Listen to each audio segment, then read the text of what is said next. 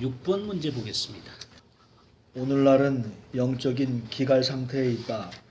무엇이 가장 큰 문제인가? 아모스 8장 11절에서 14절 말씀. 주 여호와의 말씀이니라. 보라, 날이 이를지라. 내가 기근을 땅에 보내리니 양식이 없어 주림이 아니며 물이 없어 갈함이 아니요 여호와의 말씀을 듣지 못한 기갈이라. 사람이 이 바다에서 저 바다까지 북쪽에서 동쪽까지 비틀거리며 여호와의 말씀을 구하려고 돌아다녀도 얻지 못하리니 그날에 아름다운 처녀와 젊은 남자가 다 갈하여 쓰러지리라. 사마리아에 죄된 우상을 두고 맹세하여 이르기를 다나 내 신들이 살아있음을 두고 맹세하노라 하거나 브엘세베가 위하는 것이 살아있음을 두고 맹세하노라 하는 사람은 엎드러지고 다시 일어나지 못하리라. 가장 큰 문제가 뭐죠? 여호와의 말씀을 듣지 못한 기갈이다 그랬죠. 마지막 때의 가장 큰 문제는 하나님의 말씀을 듣지 못한 기갈입니다. 우리가 이 아모스서 8장 11절에서 14절까지 이 말씀을 듣지 못한 이 기갈이라는 이 문제가 나온 이 아모스서가 어떤 책인지를 좀 보면서 이 말씀이 나온 과정을 좀 보죠. 아모스를 대체적으로 어떻게 알고 계세요?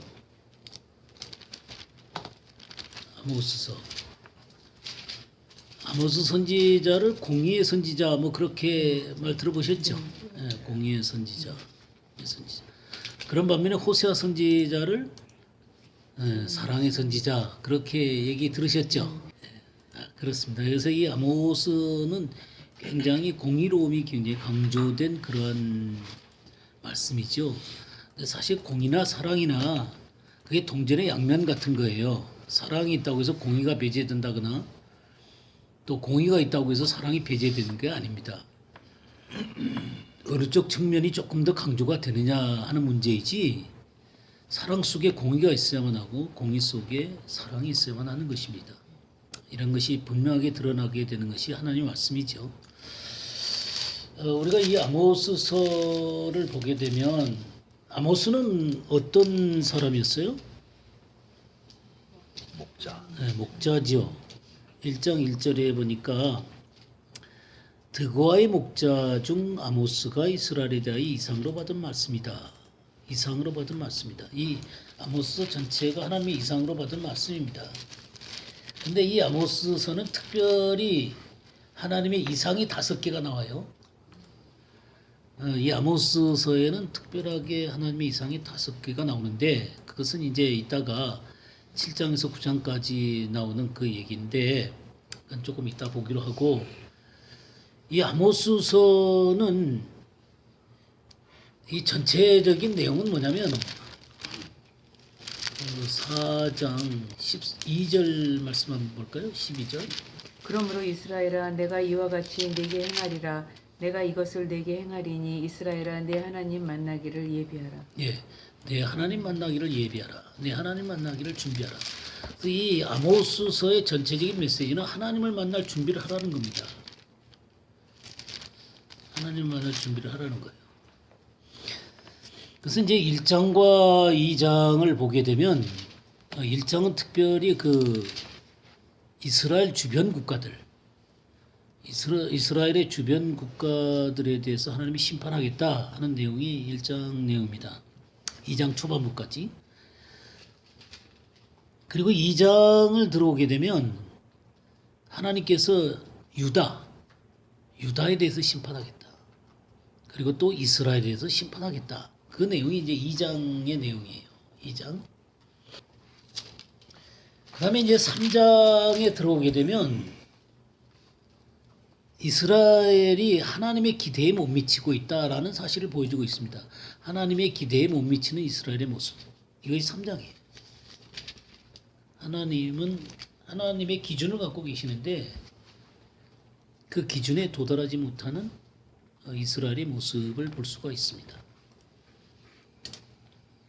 그다음에 4장에 가게 되면 하나님께로 돌아오지 않는 이스라엘의 모습을 봅니다. 6절 말씀을 보게 되면요. 6절 한번 읽어보시겠어요? 네, 또 내가 너희 모든 성읍에서 너희 일을 깨끗하게 하며 너희 각 처소에서 양식이 떨어지게 하였으나 너희가 내게로 돌아오지 아니하였느니라. 예. 여호와의 말씀이니라. 이게 너희가 내게로 돌아오지 아니하였느니라 그렇게 말씀하고 있죠. 예. 그다음에 8절도 한번 읽어주세요. 두세 성읍 사람이 어떤 성읍으로 비틀거리며 물을 마시러 가서 만족하게 마시지 못하였으나 너희가 내게로 돌아오지 아니하였느니라. 예, 너희가 여호와의 내게로 말씀이니라. 돌아오지 아니하였느니라 또 그랬죠. 9절에도 한번 더 읽어주세요. 내가 곡식을 마르게 하는 재앙과 깐부기 재앙으로 너희를 쳤으며 밭중이로 너희의 많은 동산과 포도원과 무화과 나무와 감람나무를 다 먹게 하였으나 너희가 내게로 돌아오지 아니하였느니라. 여호와의 말씀이니라. 예, 너희가 내게로 돌아오지 않느니라 그랬죠. 예, 여기 돌아오지 않는 이스라엘의 모습을 봅니다. 10절도 읽어주세요. 내가 너희 중에 전염병 보내기를 애굽에서 한 것처럼 하였으며 칼로 너희 청년들을 죽였으며 너희 말들을 노력하게 하며 너희 진영의 악취로 코를 찌르게 하였으나 너희가 내게로 돌아오지 아니하였느니라. 여호와의 말씀이니라. 예, 여기도 너희가 내게로 돌아오지 아니하였느니라 이렇게 하나님이 계속해서 말씀하십니다. 11절도 한번 더 읽어주세요. 내가 너희 중에 성을 무너뜨리기를 하나님이 내가 소돔과 고모라를 무너뜨린 같이 하였으므로 너희가 불붙는 가운데서 베낸 나무 조각같이 되었으나 너희가 내게로 돌아오지 아니하였느니라. 여호와의 말씀이니라. 예, 이 4장은 계속해서 이스라엘 백성들에게 하나님께서 이스라엘 백성을 심판하고 때림에도 불구하고 그들이 하나님께로 돌아오지 않는 그런 이스라엘의 모습을 보게 됩니다. 그다음에 이제 5장을 가게 되면 그런 이스라엘에게 하나님께서 요구하는 게 있습니다. 하나님의 요구. 이스라엘을 향한 하나님의 요구가 있습니다. 그 요구가 뭐냐면 4절 한번 읽어 주시겠습니까? 여호와께서 이스라엘 족속에게 이와 같이 말씀하시기를 너희는 나를 찾으라 그리하면 살리라. 네, 나를 찾으라. 그러면 살리라. 하나님이 찾으라고 얘기합니다. 6절도 한번 너희는 여호와를 찾으라 그리하면 살리라. 그렇지 않으면 그가 불같이 요셉의 집에 임하여 멸하시리니 베델에서 그 불들을 끌 자가 없으리라. 네, 너희는 여호와를 찾으라. 그러면 살리라. 그랬죠? 네, 계속해서 찾으라 그럽니다. 8절도 한번 읽어볼까요? 묘성과 삼성을 만드시며 사망의 그늘과 아침으로 바꾸시고 낮을 어두운 밤으로 바꾸시며 바른 물을 불러 지면에 쏟으시는 이를 찾으라. 그의 이름은 여호와시니라. 네, 이렇게 하나님을 찾으라라고 얘기하고 있습니다. 이게 하나님의 요구예요. 하나님의 요구. 하나님을 찾으라는 것입니다.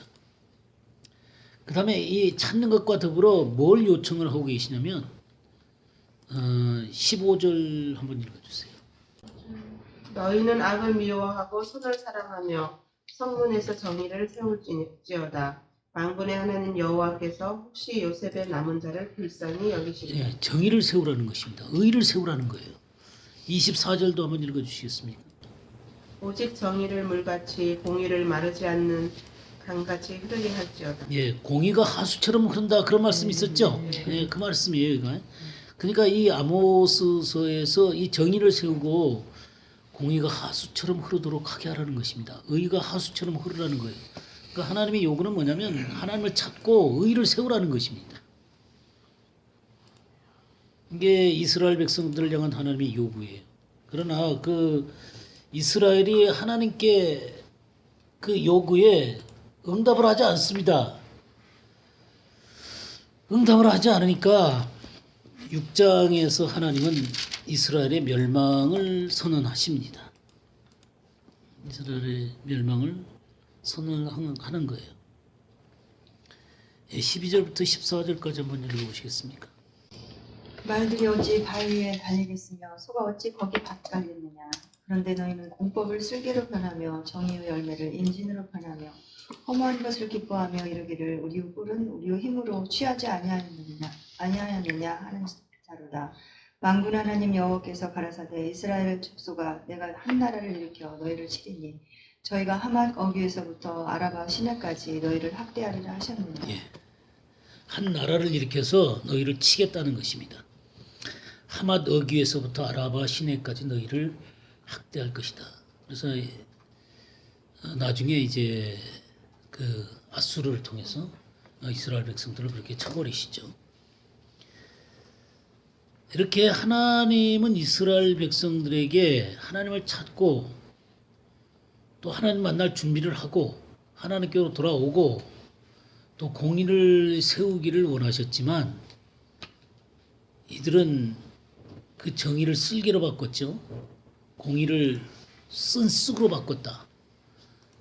그래서 하나님 앞에 응답하지 않습니다. 그래서 하나님은 멸망을 선언을 하십니다. 그러면서 이제 이 이스라엘 향해서 7장에서 9장까지 5개의 이상을 보여주십니다. 5개의 이상을 보여주시는데 7장 1절에서 3절까지 한번 보시겠어요? 주 여호와께서 내게 보이신 것이 이러하니라. 왕이 풀을 벤 후에 풀이 다시 움돋기 시작할 때 주께서 메뚜기를 지으심에 메뚜기가 땅의 풀을 다 먹은지라. 내가 이르되 주 여호와여 청하건대 사하소서. 야곱이 미약하오니 어떻게 서리이까 하며 여호와께서 이에 대하여 뜻을 돌이키셨으므로 이것이 이루어지지 아니하리라. 여호와께서 말씀하셨느니라. 예. 첫 번째 그 이상이 뭐냐? 메뚜기 재앙입니다. 메뚜기 재앙. 근데 이 메뚜기 재앙을 보낼 때 1절에 보니까 주 여호와께서 내게 보이신 것이 이러하니라. 왕이 풀을 벤 후 그랬어요. 왕이 풀을 벤다 그랬어요. 풀이 다시 움돋기 시작할 때 주께서 메뚜기를 지으심에. 그러니까 먼저 왕이 전부 다 이스라엘 백성들의 그 식량과 먹을 것들을 전부 다 베어버리는 것입니다. 그러니까 수탈을 하는 거죠. 왕이 먼저 수탈을 하는 거예요. 이 왕이 수탈을 한 것이 이제 다시금 조금 나오려고 그러니까 메뚜기를 보내갖고 완전히 멸망을 시키려고 그러니까 지금 누가 중보를 하는 거예요? 아모스가 중보를 하는 것입니다. 내가 이르되 주 여호와여 청하건대 사하소서. 야곱이 미약하오니 어떻게 서리이까. 그러니까 하나님께서 그 뜻을 돌이키시는 거예요. 이 아모스의 중보 기도가 놀랍죠, 그죠? 예. 하나님을 붙들고 우리 안명희 목사님이 기도하시면 하나님의 그 뜻을 돌이키시고 할렐루야. 예. 아주 이렇게 하나님의 사람이 기도할 때 하나님께서 그 기도에서 들으시는 것을 보게 됩니다. 4절에서 6절까지 읽어주세요. 주 여호와께서 또 내게 보이신 것이 이러하니라. 주 여호와께서 명하여 불로 징벌하게 하시니 불이 큰 바다를 삼키고 육지까지 먹으려 하는지라. 이에 내가 가로되 주 여호와여 청컨대 그치소서. 야곱이 미약하오니 어떻게 서리이까 하매 주 여호와께서 이에 대하여 뜻을 돌이켜 가라사대 이것도 이루지 아니하리라 하시니라. 예, 이번에 두 번째는 이제 불재앙이에요. 불재앙. 근데 이 불이 큰 바다를 삼키고 이제 마지막 육지까지 와갖고는 이스라엘 완전히 삼키려고 하는 것입니다. 그러니까 이 아모스가 내가 이르되 주 여호와여 청하건대 그치소서. 야곱이 미약합니다. 어떻게 설 수 있겠습니까? 그러니까 하나님이 또 그 기도를 들으시는 거예요. 이렇게 한 사람의 중보 기도자가 서서 하나님을 막아설 수가 있습니다. 성경에 그런 얘기 나오죠. 에스겔서 22장 보실까요? 30절 31절. 이 땅을 위하여 성을 쌓으며 성 무너진 데를 막아서서 나라 하여금 멸하지 못하게 할 사람을 내가 그 가운데서 찾다가 찾지 못하였으므로 내가 내 분노를 그들 위에 쏟으며 내 진노의 불로 멸하여 그들 행위대로 그들 머리에 보응하였느니라. 예. 주 여호와의 말씀이니라. 지금 이 성 무너진 데를 막아서서 하나님의 진노를 돌이키는 그런 사람을 찾다가 찾지 못해서 하나님이 그 성을 멸하셨다 이렇게 얘기하고 있습니다. 그러니까 하나님은 그런 사람을 찾으세요. 정말 하나님 앞에 공의를 행하고 하나님의 중심 가운데 서 있는 사람들, 그런 사람을 찾으세요. 예레미야 5장도 한번 볼까요? 5장 1절을 한번 읽어주세요. 너희는 예루살렘 거리로 빨리 다니며 그 넓은 거리에서 찾아보고 알라. 너희가 만일 정의를 행하며 진리를 구하는 자를 한 사람이라도 찾으면 내가 이 성을 공부하리라. 예, 누구를 찾으면요? 그 한 사람이 어떤 사람이에요? 정의를 행하며 진리를 구하는 한 사람. 그러니까 하나님의 의의를 행하고 진리 가운데 서 있는 사람을 내가 찾으면 내가 그 성을 용서하겠다는 것입니다. 그분이 예수 그리스도시죠. 그럼 예수 그리스도를 모신 사람들 그리고 주님의 제자로서 살아가는 사람을 주님은 찾으시는 거예요. 너희가 내 말에 가면 참 내 제자가 되고 진리를 알지니 진리가 너희를 자유케 하리라 그랬죠. 그 진리를 가진 그런 사람을 찾으시는 거예요. 근데 문제는 그런 사람을 한 사람도 못 찾았다는 것이죠. 그래서 예루살렘을 멸망시킨다는 것입니다. 근데 지금 이 아모스가 하나님 앞에 서서 하나님이 이스라엘을 미약합니다. 어떻게 설 수가 있겠습니까? 이들 용서해 주십시오. 그러니까 하나님이 진노를 돌이키시는 거예요. 계속 하나님 미루시는 겁니다. 셋째 이상이 나오죠. 7절에서 9절을 한번 보겠습니다.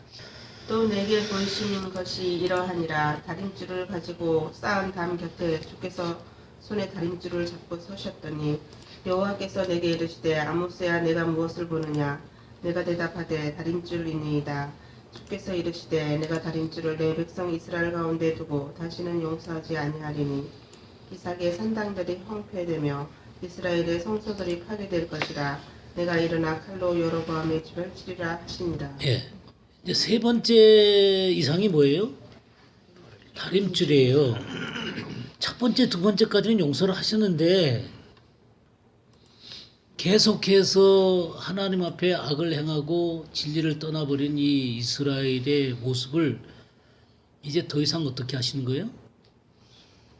더 이상 용서하지 않겠다는 것입니다. 다림줄이 뭡니까? 다림줄이. 예, 그게 이게 바르게 서 있는가 안 서 있는가를 이렇게 그 기준 속에서 기울어졌는가 안 기울어졌는가를 볼 수 있는 게 이게 다림줄이죠. 예, 다림줄입니다. 근데 여기에 이 다림줄을 댔는데 쌓은 담이 잘못된 거죠. 이 쌓은 담이 잘못됐습니다. 이 다림줄이라고 하는 게 아나크예요. 아나크. 다림줄이라는 게 아나크입니다. 의미는 좁다는 겁니다. 좁다. 좁은 길이에요. 좁은 길. 하나님의 다림줄은 좁은 길입니다. 마태복음 7장 한번 보시죠. 마태복음 7장 13절 14절. 좁은 문이 있어 말하는 멸망으로 인도하는 문은 크고 그 길이 넓어 그 길로 들어가는 자가 많고 생명으로 인도하는 문은 좁고 길이 협착하여 찾는 이가 적음입니다. 예. 우리 주님의 이 기준이 뭐냐면 좁은 문으로 들어가라는 것입니다. 좁은 길을 걸어가라는 거예요. 근데 이 넓은 문,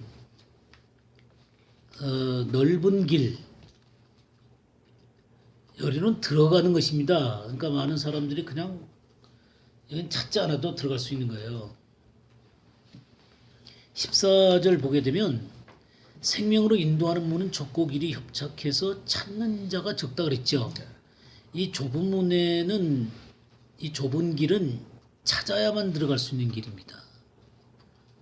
이 넓은 문은 넓은 문과 이 넓은 길은 찾지 않아도 가는 거예요. 사람들이 쉽게 다 갈 수 있는 길이 넓은 문이고 넓은 길이에요. 근데 이 좁은 문은 찾아야 되는 거예요. 이 찾는다는 게 휴리스코. 제가 옛날에 얘기했죠. 휴리스코. 휴리스코가 어떤 거예요? 발견하는 거예요. 발견하는 거. 깨닫고 발견하는 거예요. 이 밭에서 보화가 감춰져 있죠. 그 보화를 발견하는 게 휴리스코예요. 진주 상인이 진주를 살려고 각지를 도다니면서 찾는 게 이 바로 휴리스코예요. 그러니까 하나님의 나라를 상징하는 이 밭의 보화 그리고 이 진주는 정말 찾으려고 해야 되는 거예요. 아닌 것을 거부하고 온전하게 그것을 찾으려고 값을 지불하면서 쫓아가는 게 찾는 거예요. 그렇게 찾아내는 게 이 좁은 문으로 들어가는 것입니다.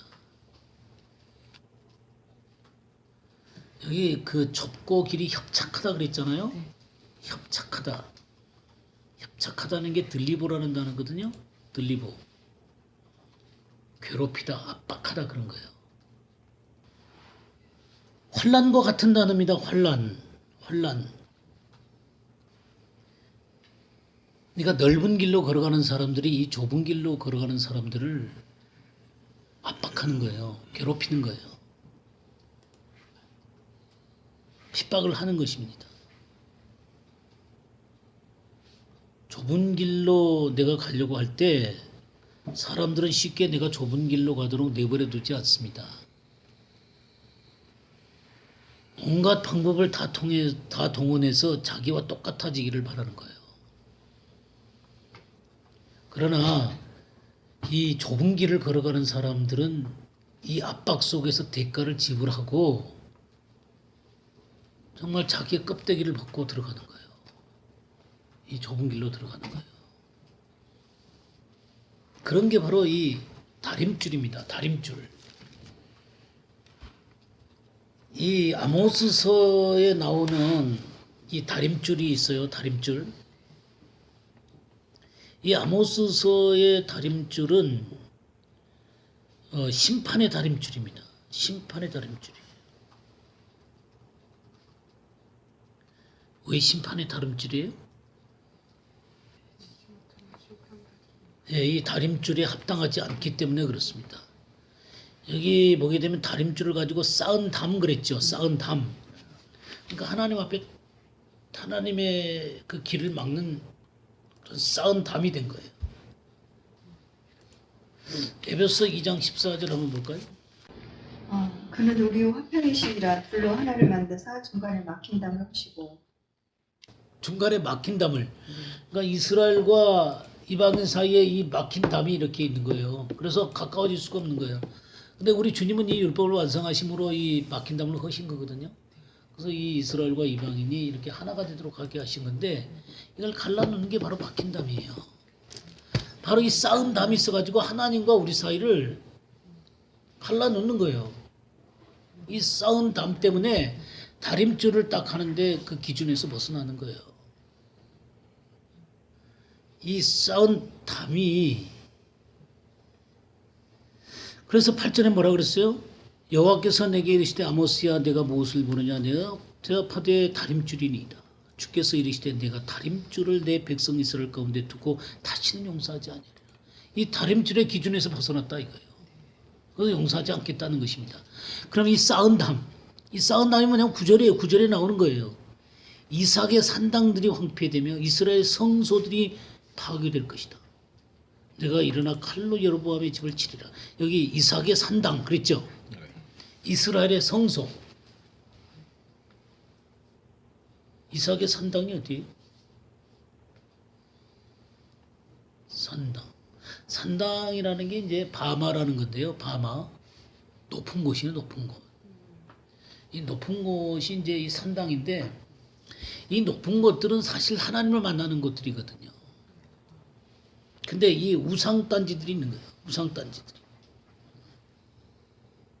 그 하나님을 타락시키는 것입니다. 이스라엘의 성도, 특별히 이스라엘의 성소 그랬는데 이스라엘의 성소가 어디예요? 그건 유다에 있는 성전이고요. 이 이스라엘의 성전은 단과 베델이에요. 단과 베델. 단과 베델에 뭐가 있어요? 금송아지가 있는 거예요. 송아지가 있는 거예요. 송아지. 금송아지들이 있는 거예요.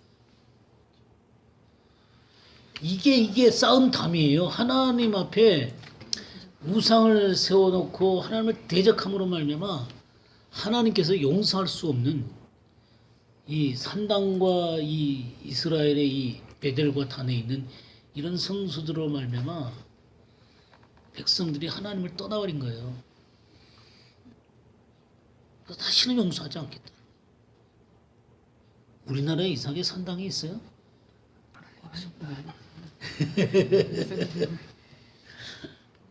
이스라엘에 성소도 있어요? 금송아지.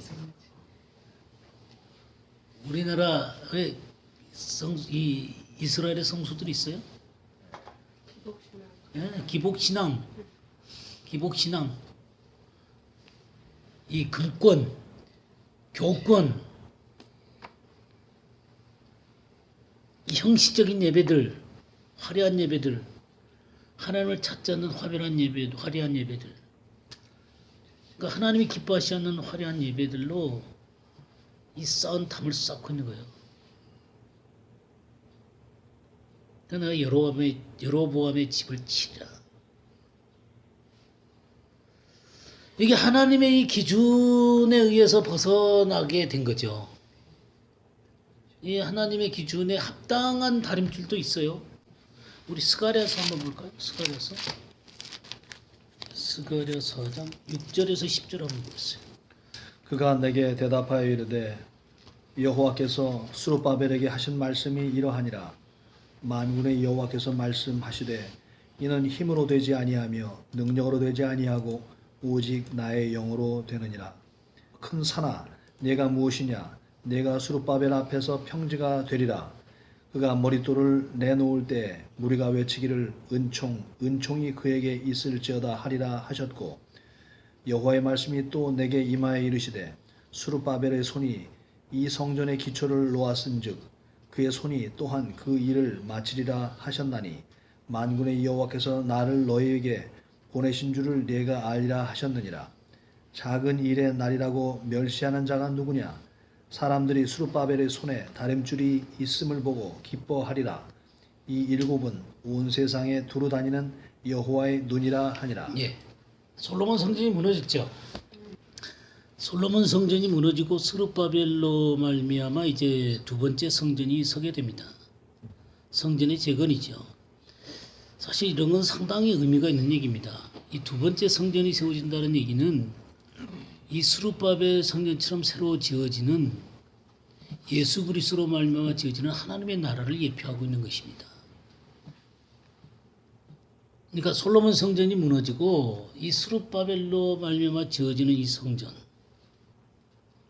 그래서 이것들이 이제 인간의 힘이나 능력으로 되는 게 아니라 오직 나의 영으로 된다 그랬잖아요. 그러니까 하나님께서 친히 이것을 하시는 것입니다. 그 7절에 스룹바벨 앞에서 평지가 되리라. 산하 평지가 될 것이다. 어떤 방해물도 전부 다 무너지게 될 것이다. 그런 얘기죠. 머릿돌을 내어놓을 때 무리가 외치기를 은총이 그에게 있을 자다. 머릿돌이 누구세요? 예수 그리스도죠. 예수 그리스도십니다. 머릿돌 대신 예수 그리스도로 말미암아 이 성전이 세워지는 것입니다.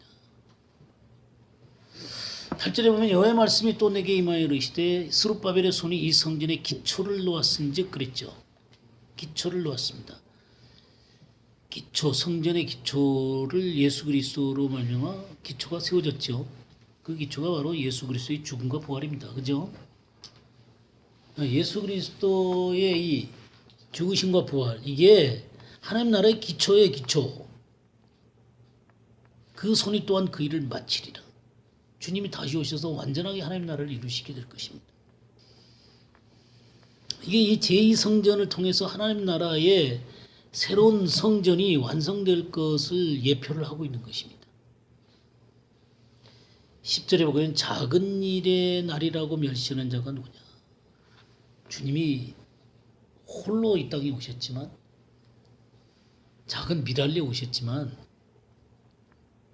하나님의 나라는 완성이 되게 될 것입니다.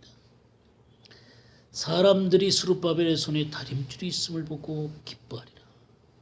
그래서 이 주님의 이 다림줄, 하나님 말씀의 다림줄을 가지고 하나님 나라를 세우시는 것입니다. 그러니까 많은 사람들이 이 다림줄 가운데 다림줄 앞에 그 온전하게 응답하지 못함으로 말미암아 심판을 당할 수밖에 없지만, 이 다림줄에 응답하는 사람들이 있습니다. 좁은 길로 들어가는 사람들이 있다 그 말이에요. 많은 사람들이 넓은 길로 가지만 좁은 길로 걸어가면서 이 다림줄에게 그 이 기준에 응답해서 주의 말씀 가운데 서는 사람들이 있나요? 예, 있지요. 대가를 지불하면서 그 길을 걸어가는 사람들이 있습니다. 그런 사람들을 통해서 그걸 뭐 기뻐하는 사람도 있어요. 그런 사람들을 통해서 그 이 일곱은 온 세상에 두루다니는 여호와의 눈이라. 이 성령님이세요. 이 일곱 겹의 성령님 그 얘기했었죠. 요한계시록에. 그러니까 성령의 이끄심을 받는 사람들이 있는 거예요. 그러니까 하나님 말씀 앞에 응답하면서 성령의 이끄심을 따라 살아가는 하나님의 사람들이 있어요. 그런 사람을 통해서 마치는 거예요. 기초가 놓여 있고 그 기초를 통해서 지금 하나님의 나라가 완성돼 가고 있나요?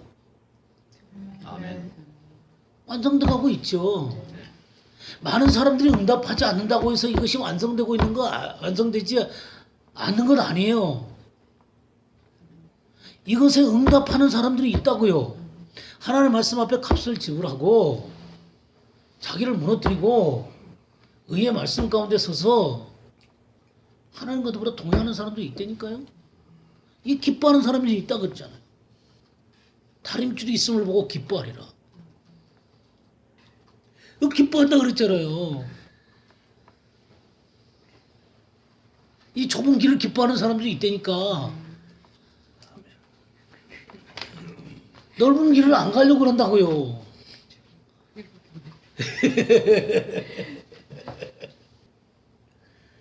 그러니까 참 이런 말씀들을 보면 이게 요한계시록과도 연결이 되네, 그죠? 예? 예수님의 이 처음 사역으로부터 시작했고 완성하는 사역까지 요한계시록의 그 일곱 눈,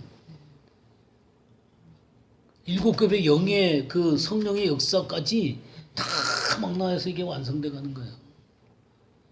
그러니 참 이런 말씀들을 보면 그런 거가 다 연결이 되어져야만 이게 다 이게 이해가 되어지는 거죠. 온 세상에 두루다니는 여호와의 일곱 눈이라 그러면 이해가 돼요? 예? 이게 요한계시록 아니면 이해가 돼요? 요한계시록에 나와요, 안 나와요? 나오죠? 한번 볼까요? 요한계시록 4장을 한번 보겠습니다. 4장 5절.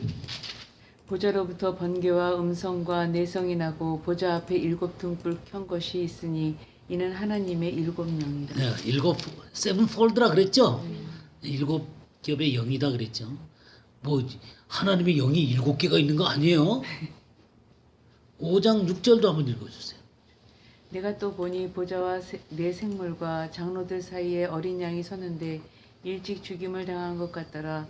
일곱 뿔과 일곱 눈이 있으니 이 눈은 온 땅에 보내심을 입은 하나님의 일곱 영이더라. 예, 똑같죠?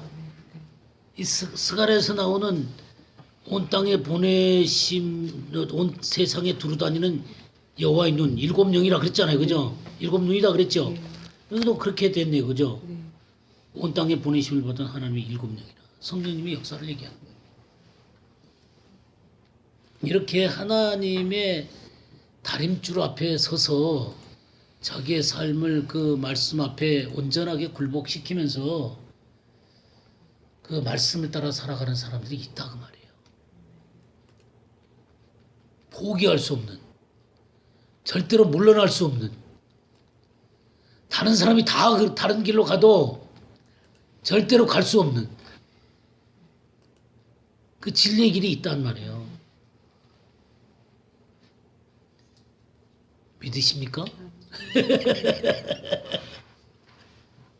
네, 그렇게 살아야죠. 아니, 우리가 이만큼 공부했는데 여기서 물러나면 되겠어요?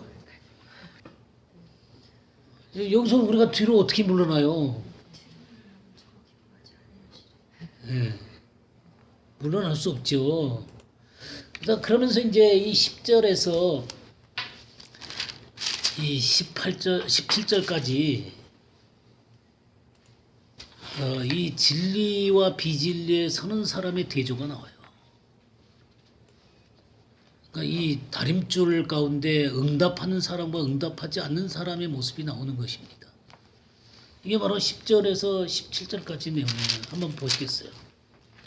때 베델의 제사장 아마샤가 이스라엘의 왕 여로보암에게 보내어 이르되 이스라엘 족속 중에 아모스가 왕을 모반하니 그 모든 말을 이 땅이 견딜 수 없나이다.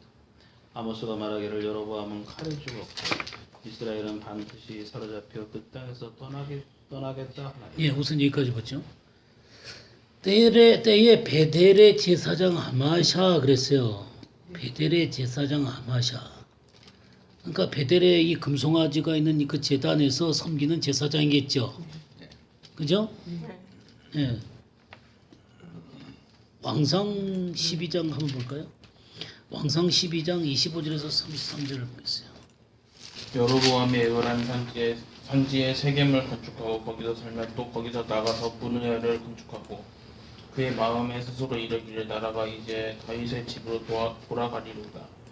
만일 이 백성이 예루살렘에 있는 여호와의 성전에 제사를 드리고자 하여 올라가면 이 백성의 마음이 유다 왕 된 그들의 주 르호보암에게로 돌아가서 나를 죽이고 유다의 왕 르호보암에게로 돌아가리로다 하고 이에 계획하고 두 금송아지를 만들고 무리에게 말하기를 너희들 다시는 예루살렘에 돌아갈 것이 없도다. 이스라엘아 이는 너희를 애굽 땅에서 인도하여 올린 너희의 신들이라 하고 하나는 베델에 두고 하나는 단에 둔지라. 이 일이 죄가 되었으니 이는 백성들이 단까지 가서 그 하나님에게 경배함이더라. 그가 또 산당들을 짓고 레위 자손 아닌 보통 백성으로 제사장을 삼고 8째 날 곧 그달 15째 날로 절기를 정하여 유다의 절기와 비슷하게 하고 제단에 올라가되 베델에서 그와 같이 행하여 그가 만든 송아지에게 제사를 드렸으며 그가 지은 산당의 제사장을 베델에서 세웠더라. 그가 자기 마음대로 정한다. 곧 8째 날 15째 날로 이스라엘 자손을 위하여 절기를 정하고 베델에 쌓은 제단에 올라가서 분향하였더라. 예. 지금 왜 이런 현상을 했어요? 그 여로보암이 제일 두려운 게 뭐냐면 백성들이 예루살렘에 자꾸 올라가다 보면은 그 마음이 르호보암한테 갈까봐 그게 제일 두려운 거예요. 사실 백성의 마음을 잃어버리면 예, 왕은 저희 완전히 힘없는 왕이 되게 되는 거잖아요. 그러니까 뭘 만든 거냐면 금송아지를 베델하고 단에다 만들어 놓고 너희를 인도하는 하나님이라는 거예요. 애굽 땅에서 인도해낸 하나님이라는 거예요. 이게 왜 이 금송아지를 만드냐면 여로보암이 그 솔로몬 때 도망을 갖고 애굽으로 갔었거든요. 애굽 가서 본 게 그 금송아지 거기서 그걸 본 거예요. 그러니까 이 금송아지를 떡 만든 거예요. 그렇게 만드는 것뿐만 아니라 31절에 뭐라 그랬어요? 레위 자손 아닌 보통 백성으로 제사장을 삼았어요. 레위 사람들이 아니에요. 거기 그 열왕기상 그 13장 33, 34절도 한번 보시죠. 33, 34절 보게 되면요. 여로보암이 이 일 후에도 그 악한 길에서 떠나 돌이키지 아니하고 다시 일반 백성을 산당의 제사장으로 삼되. 이게 왜 또 그러냐면 이 13장의 내용이 어떤 거냐면 베델에 선지자가 와요. 남쪽 유다에서. 그래갖고 이 베델의 단에게 무너지라고 얘기하면서 무너뜨리는 거예요. 그러다 이제 늙은 선지자 나오고 늙은 선지자 말 듣고 이제 그 죽음을 당한 그런 선지자 얘기 알죠? 그러면서 이 단이 깨져버렸어요. 그러니까 다시금 여로보암이 이걸 수축을 하는 거예요. 수치를 하고 다시 제사장들을 또 삼는 거예요. 그러니까 하나님이 심판한 걸 갖다가 그럼 정신을 차려야죠. 근데 다시 수축을 해놓고 또 다시 일반 백성을 산당의 제사장으로 삼을 때 누구든지 어떻게 하면요? 자원하면 그 사람을 산당의 제사장으로 내가 제사장 될게 그러면 세우는 거예요. 이 일이 여로보암 집에 죄가 되어 그 집이 땅 위에서 끊어져 멸망하게 되느니라. 그러면 이 제사를 드리는 레위인들, 제사장들은 누가 세우는 거예요? 하나님이 레위 사람들이 거기 서라고 얘기했잖아요. 하나님이 부르시는 제사장들이 거기에 서게 되는 거예요. 근데 여로보암은 아주 자기가 마음대로 세우는 거예요. 그래서 이 12장 다시 돌아오시게 되면요.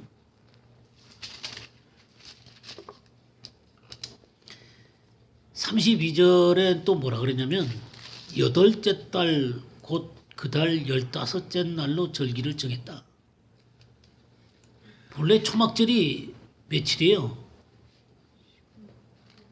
7월 25일이에요. 근데 한 달 후에 8째 15일 날 딱 절기를 만들어놨네. 그러니까 비슷하게 만들어놨는 거예요.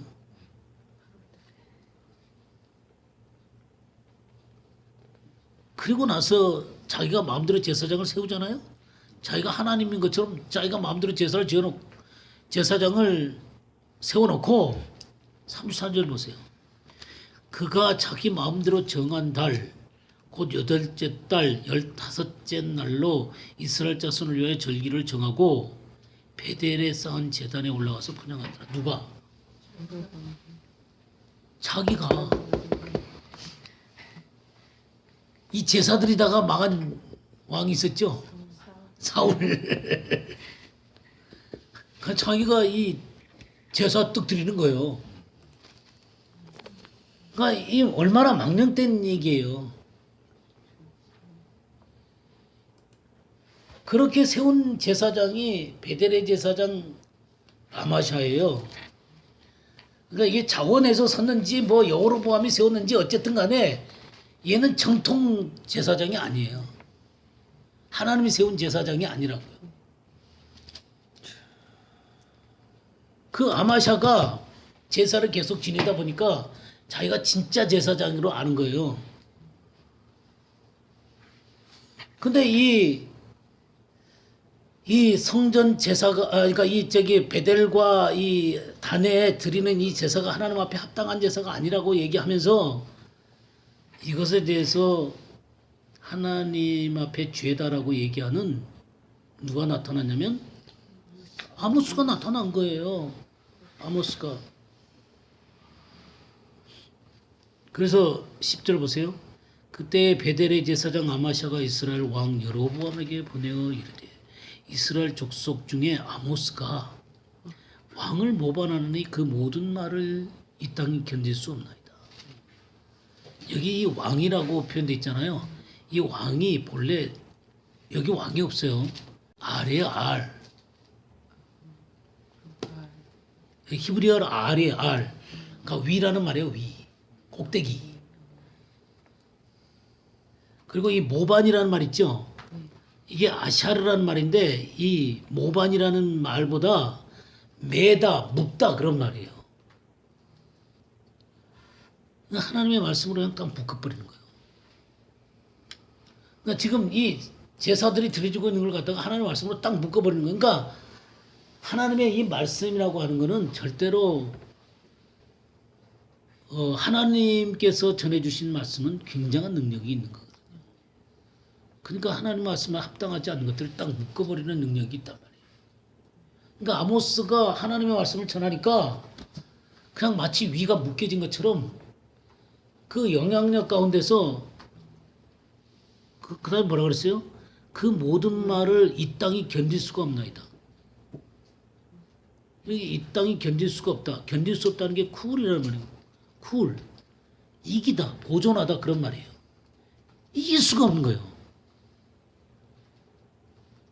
이 하나님의 말씀을 이길 수가 없는 거예요.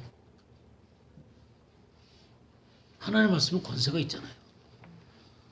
권세가 있으니까 딱 묶어버리는 거예요. 이 거짓된 종교들은 묶어버리는 거예요. 그 견딜 수가 없는 거예요. 이 말을 듣고 있으니까 이 거짓된 제사장이잖아요. 거짓된 제사장이 이 하나님의 말씀을 들으니까 어떻게 되겠어요?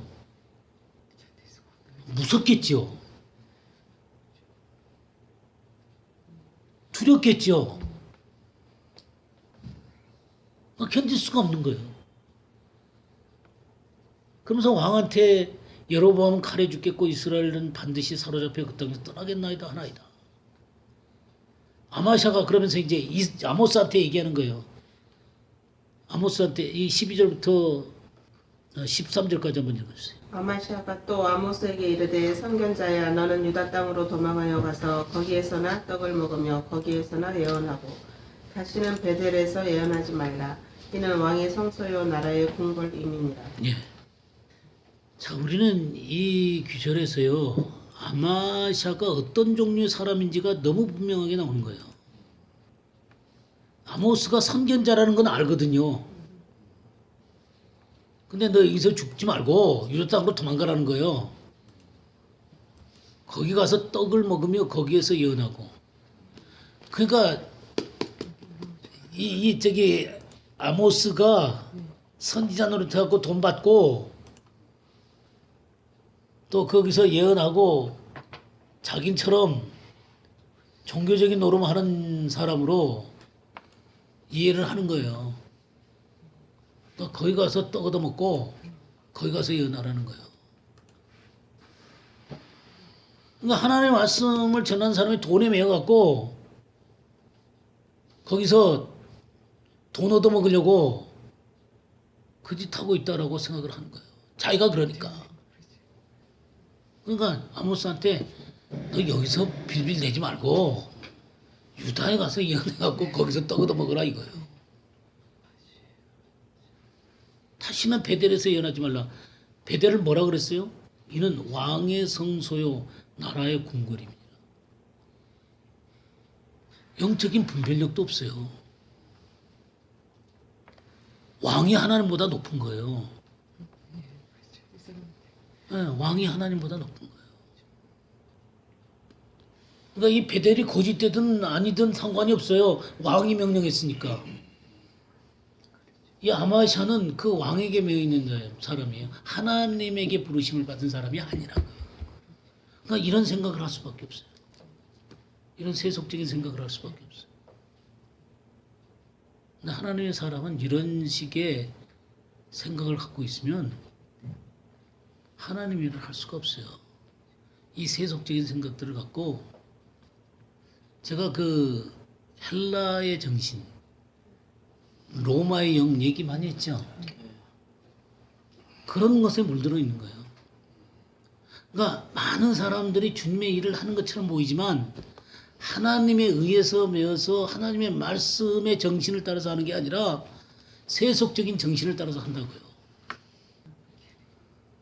그러니까 하나님의 말씀이 말씀답게 안 전해지는 거예요. 전할 수가 없는 거죠. 사람들이 두려운데, 사람들이 떠날까 두려운데, 사람들한테 버림받을까 봐 두려운데, 그러니까 감히 못하는 거예요. 사람한테 매여있는 사람이기 때문에 그렇죠. 하나님의 종이 아니니까. 이게 아마샤예요. 진리 가운데 서 있지 못하는 거예요. 거짓 가운데 서 있는 거죠. 그러니까 이런 식의 사고방식을 갖고 하나님의 일을 하는 사람들이 있나요? 많지요. 저는 경험했어요. 네, 많지요. 그렇죠. 크리스마스가 그런 거죠, 사실은. 굳이 저기 하도 이제 오래된 전통이 돼 갖고 굳이 그거 저기 하지 맙시다 이런 건 아니지만 이 크리스마스가부터 그런 거예요. 그 이스트잖아요. 이스트 부활절이. 그 똑같은 거예요. 똑같은 거. 근데 보세요. 14절 15절 한번 아모스가 아마샤에게 대답하여 가로되 나는 선지자가 아니며 선지자가 아들도 아니요 나는 목자요 뽕나무를 배양하는 자로서 양떼를 따를 때에 여호와께서 나를 데려다가 내게 이르시기를 가서 내 백성 이스라엘에게 예언하라 하셨나니. 예. 근데 이제 아마샤가 그렇게 얘기를 하니까 아모스가 뭐라고 대답해요? 나는 선지자도 아니고 선지자 아들도 아니다. 난 별로 저기 내세울 거 없는 자다 그런 얘기죠. 근데 이게 참 재밌는 말을 해요. 나는 목자요 뽕나무를 재배하는 자로서. 목자 사실 천한 직업이잖아요, 그렇죠? 뽕나무를 재배하는 자는 이게 농사꾼이잖아요. 근데 사실 이게 굉장히 중요한 거예요. 우리 시편 78편 70절에서 72절 한번. 또 그의 종 다윗을 택하시되 양의 우리에서 취하시며 첫 양을 지키는 중에서 그를 이끌어내사 그의 백성인 야곱 그의 소유인 이스라엘을 기르게 하셨더니 이에 그가 그들을 자기 마음이 완전함으로 기르고 그의 손에 능숙함으로 그들을 지도하였도다. 예, 하나님이 다윗을 목동 시절에 훈련시키신 거예요. 그러니까 양떼를 지키게 함으로 말미암아 하나님은 그것 속에서 이 목자의 심정을 또 양을 인도하는 그런 모든 훈련들을 시키신 거예요. 그러고 나서 이스라엘을 맡기시는 거예요. 그러니까 이 목동이라고 하는 것은 이 양을 이렇게 대하면서 인도해 가면서 하나님의 마음을 이해하는 사람이 되게 된 거예요. 그러니까 아모스가 목동이었다라고 하는 것은 그냥 목동짓 하다가 갑자기 불러갖고 야, 네 선지자라 그래갖고 된 거 아니다라는 거예요. 이 다윗이 이 목동 속에서 하나님에게 붙잡혀서 훈련을 받았던 것처럼 아모스라는 사람도 이 목동일 하면서 하나님의 마음을 배운 거예요. 예, 그거 갑자기 되는 거 아니에요. 갑자기 되는 거 아니에요. 그 목동이었어요. 목동 뽕나무를 재배하는 자다 그랬죠. 재배하는 자. 사실 이 재배라고 하는 게 발라스라는 말이거든요. 발라스, 수확하다는 말이에요. 수확하는 사람. 이 열매를 수확하는 사람이에요. 우리 이사야 28장 한번 볼까요? 28장 23절에서 29절.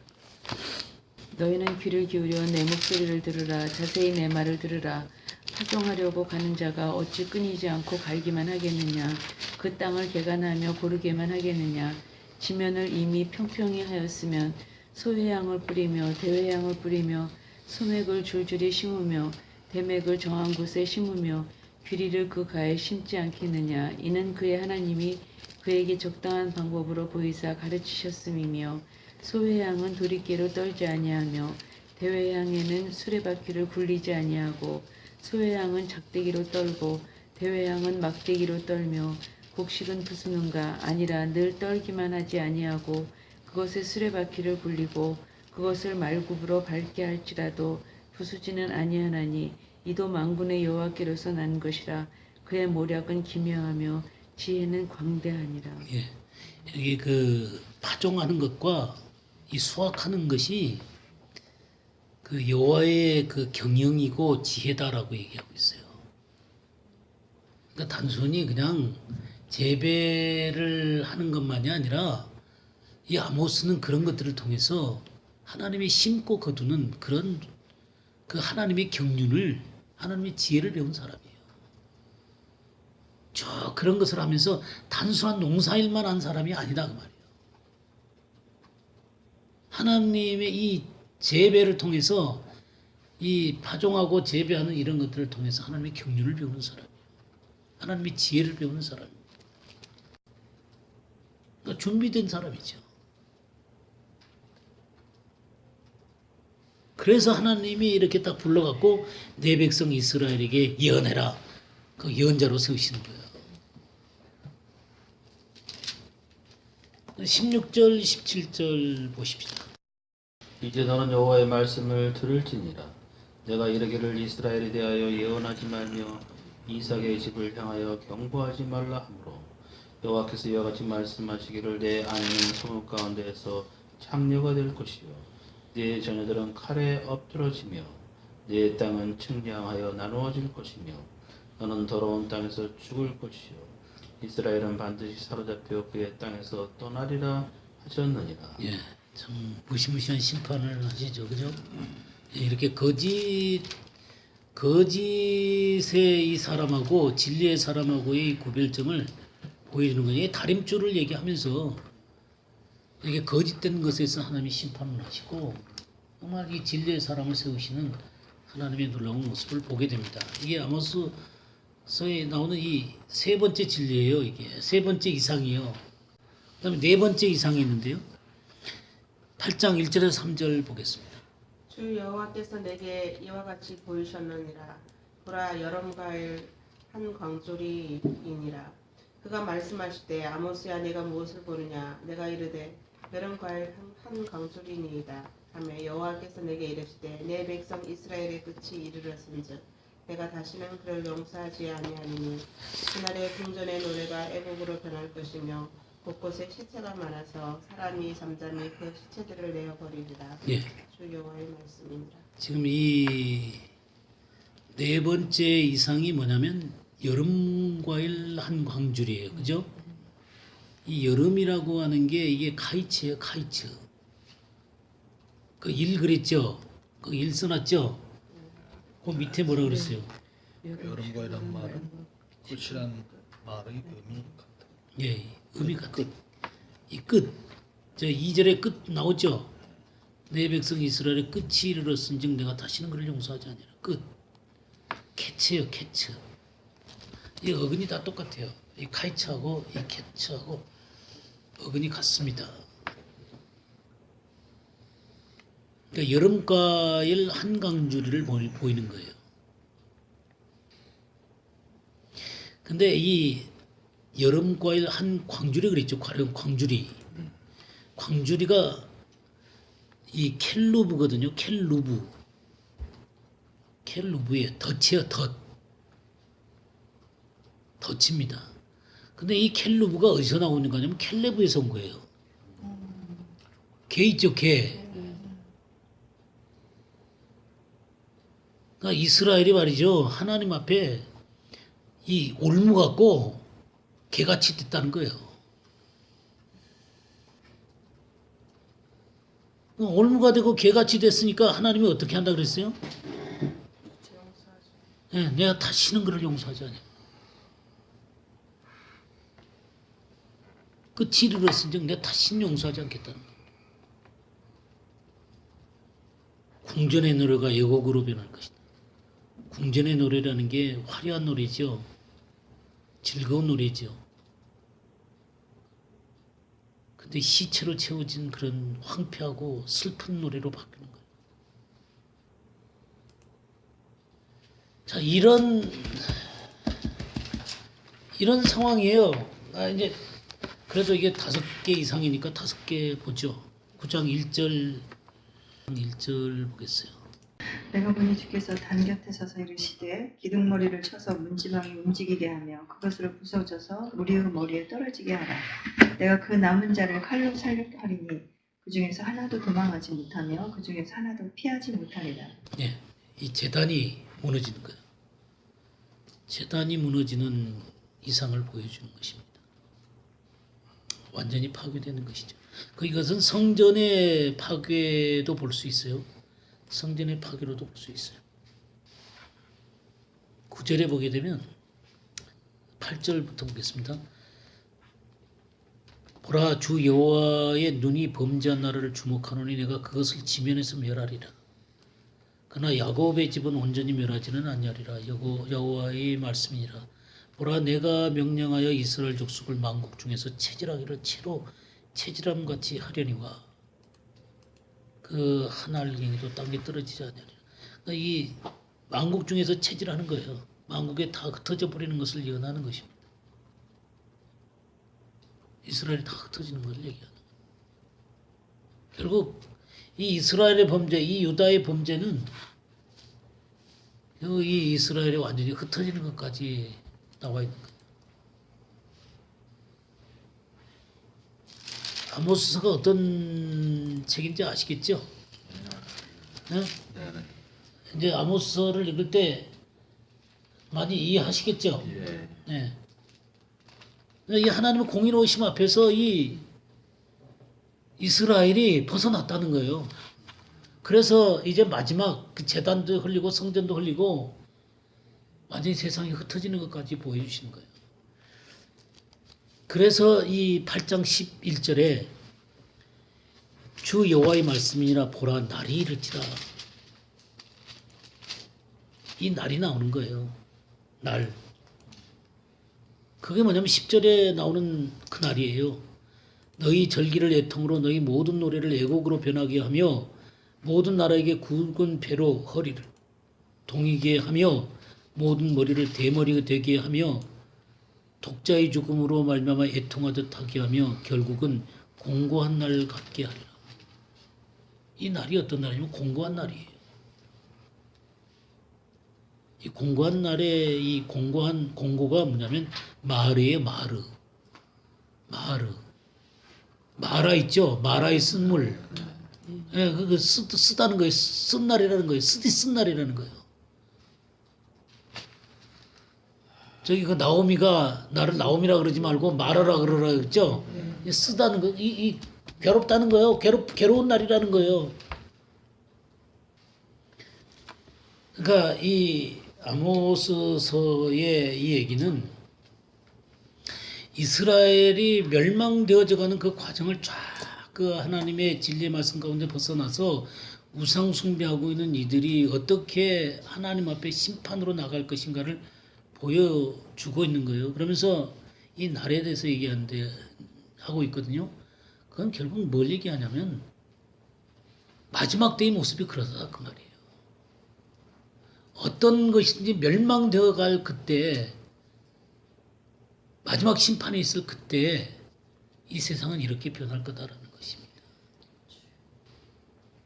근데 이때 나타나는 현상이 뭐냐면 하나님의 말씀이 없는 기간이다 그런 얘기죠. 하나님의 말씀이 없다는 얘기는 하나님의 말씀이 없기 때문에 하나님 앞에 바르게 행하지도 못하지만 하나님 앞에 바르게 행하지 않기 때문에 하나님의 말씀이 사라지는 거예요. 이게 악순환이죠. 이게 맞물리는 거예요. 하나님의 말씀을 들을 수도 없고 들어도 안 듣고 안 들으니까 하나님의 말씀을 더 들을 수가 없고 지금 이 기근이 아모스 시대에 아모스가 심판의 메시지를 전하는 거예요. 근데 사실 이 여로보암 2세 시대거든요. 여로보암 2세 시대라고 하는 것은 이 북쪽 이스라엘의 가장 강성한 시기예요. 외적으로는 가장 강성한 시기예요. 그러나 가장 타락한 시기다. 기근이다 그랬잖아요. 기근. 예? 기근. 사실 이게 흑암이거든요. 이 8장에 보게 되면 8장의 9절 한번 볼까요? 9절 보게 되면 주 여호와의 말씀이니라 그날에 내가 해를 대낮에 지게 하여 백주의 땅을 캄캄하게 하며 그랬죠. 캄캄하게 하는 거예요.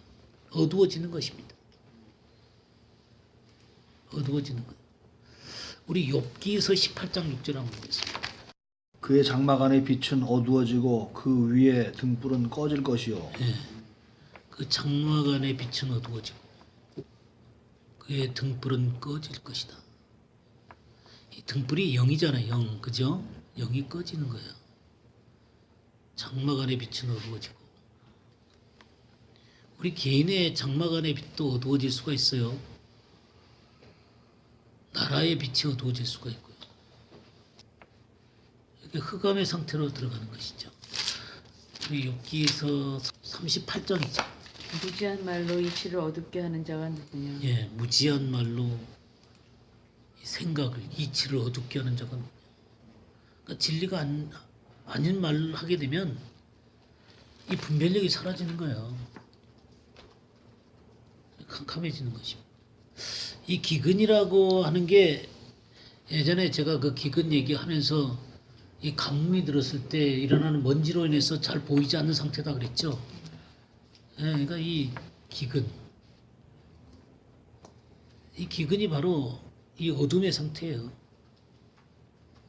그래서 사람들의 이 세상적인 먼지로 그냥 가득 차 있는 거예요. 그거 아무것도 안 보이는 거예요. 하늘 말씀이. 12절에 보게 되면 사람이 이 바다에서 저 바다까지 북쪽에서 동쪽까지 비틀거리며 여호와의 말씀을 구하려고 돌아다녀도 얻지 못하리라. 이 구하려고 돌아다니는 것이죠. 디모데후서 4장 2절에서 4절 한번 보세요. 너는 말씀을 전파하라. 때를 얻든지 못 얻든지 항상 힘쓰라.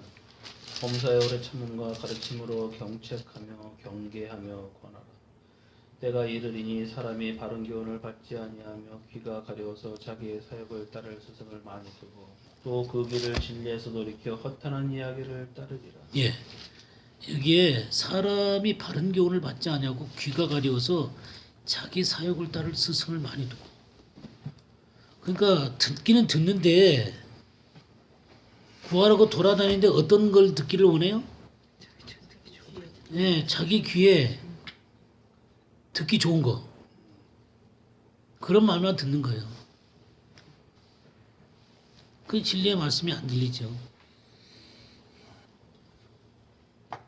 마태복음 15장 7절에서 9절 한번 보세요. 의식하는 자들아 이 사람을 너희에 관하여 잘 예언하였도다. 분노세 이 백성이 입술로는 나를 분노하되 마음은 내게서 멀도다. 사람이 계명으로 교훈을 삼아 가르치니 나를 헛되이 경배하는도다 하였느니라. 예. 사람의 계명을 자꾸 듣는 것이죠. 하나님 말씀 앞에 서야 되는 것들을 듣지 않고 입술로는 공경하려고 그러지만 정말 하나님의 말씀을 대면시키면 듣지 않으려고 그럽니다. 그 속에 뭐가 있냐면 14절에 있는 대로 사마리아에 죄된 우상을 두고 맹세하여 이르기를. 우상이 있는 거죠. 우상이 있는 거예요. 우상을 내려놓기 싫은 거예요. 요한일서 5장 20절 21절을 보겠습니다. 또 아는 것은 하나님의 아들이 이르러 우리에게 지각을 주사 우리로 참된 자를 알게 하신 것과 또한 우리가 참된 자 곧 그의 아들 예수 그리스도 안에 있는 것이니 그는 참 하나님이시요 영생이시라. 자녀들아 너희 자신을 지켜 우상에게서 멀리하라. 예, 우리가 하나님의 말씀을 깨달을 수 있는 이 지각력, 이 영적인 지각력이 커가야 되는 것입니다. 그럴수록 점점 주님을 더 알게 되고 주님의 말씀을 더 알게 되는 것이죠. 그러나 이 지각력이 커가려면은 우상을 멀리해야 되는 거예요. 우상이 있으면 이 지각력이 자라나지 않습니다. 우상이 다 뺏겨버리거든요.